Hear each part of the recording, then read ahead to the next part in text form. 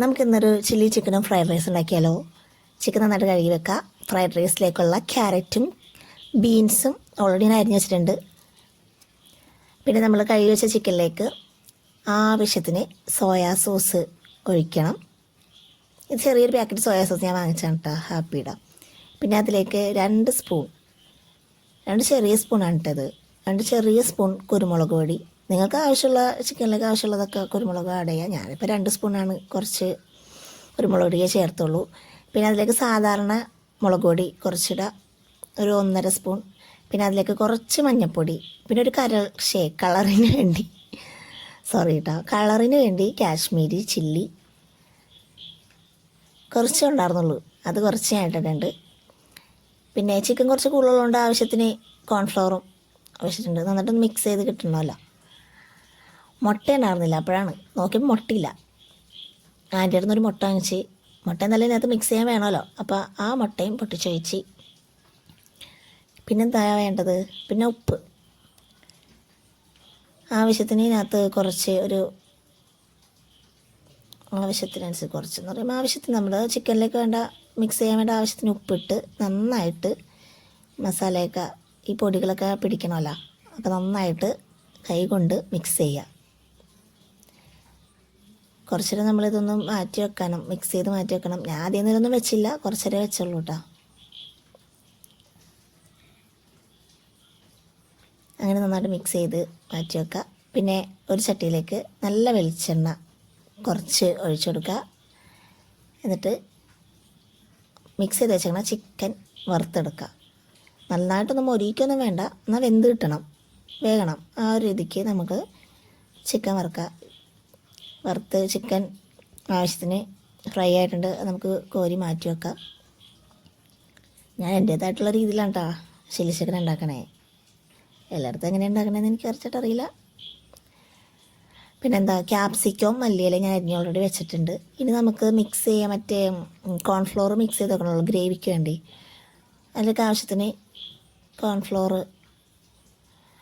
ഒരു പാത്രത്തിലിടുക. എന്നിട്ട് ആവശ്യത്തിന് അത് മിക്സ് ചെയ്യാനുള്ള ആവശ്യത്തിന് വെള്ളമൊഴിച്ച് നന്നായിട്ട് അതൊന്ന് മിക്സ് ചെയ്തെടുക്കുക. ഞാൻ കുറച്ച് കൂടുതൽ എടുത്തിട്ടുണ്ട് കേട്ടോ. നമുക്ക് ഗ്രേവി ഇത്രയും ചിക്കനുള്ളതുകൊണ്ടേ എല്ലാവർക്കും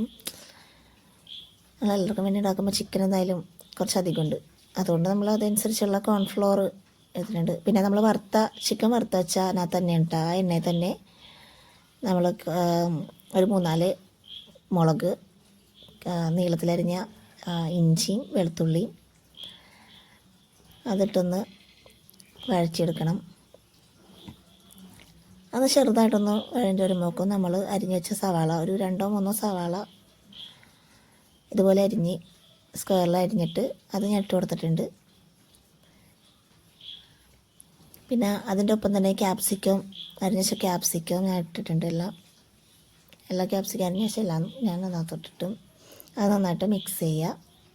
അതിൻ്റെ ഒപ്പം തന്നെ നമ്മൾ ഫ്രൈഡ് റൈസ് ഉണ്ടാക്കണം കേട്ടോ. അപ്പുറത്ത് കുറച്ച് വെളിച്ചെണ്ണ ഒഴിക്കുക, അതിനകത്തോട്ട് കുറച്ച് നെയ്യ്, ആവശ്യത്തിന് കുറച്ച് നെയ്യ് ഇടുക. പിന്നെ അരിഞ്ഞ് വെച്ചേക്കണ ക്യാരറ്റും ബീൻസും ഇട്ട് ഒന്ന് നന്നായിട്ടൊന്ന് മിക്സ് ചെയ്തെടുക്കണം. എന്നെ ഹെൽപ്പ് ചെയ്യാൻ അമ്മയുണ്ട് കേട്ടോ. ഫ്രൈഡ് റൈസിൻ്റെ കാര്യമൊക്കെ അമ്മയാണ് എല്ലാം ചെയ്യണത്. പിന്നെ ഞാൻ ഇത്തിരി അതിലേക്ക് ആവശ്യത്തിനുള്ള ഉപ്പ് ഇട്ടിട്ടുണ്ട്. പിന്നെ നമുക്ക് ചില്ലി ചിക്കൻ ഉണ്ടാക്കാൻ വഴറ്റി വെച്ച സവാളയിലേക്ക് ആവശ്യത്തിന് കുറച്ച് ആവശ്യത്തിന് സോയാ സോസ് അത് ഒഴിച്ച് വെക്കുക. പിന്നെ കുറച്ച് ടൊമാറ്റോ സോസും പിന്നെ ചില്ലി സോസും ഇത് രണ്ടും കൂടി ഒഴിച്ച് നന്നായിട്ടൊന്ന് മിക്സ് ചെയ്തെടുക്കണം.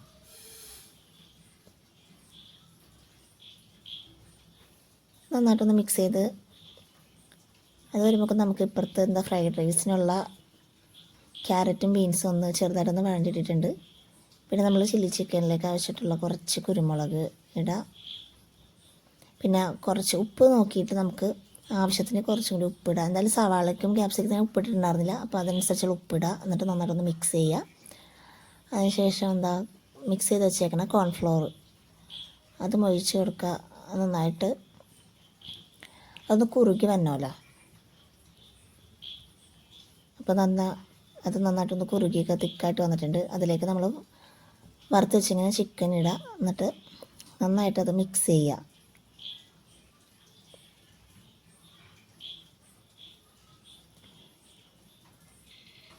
ചിക്കൻ നന്നായിട്ട് മിക്സ് ചെയ്തൊക്കെ വെച്ചിട്ടുണ്ട്.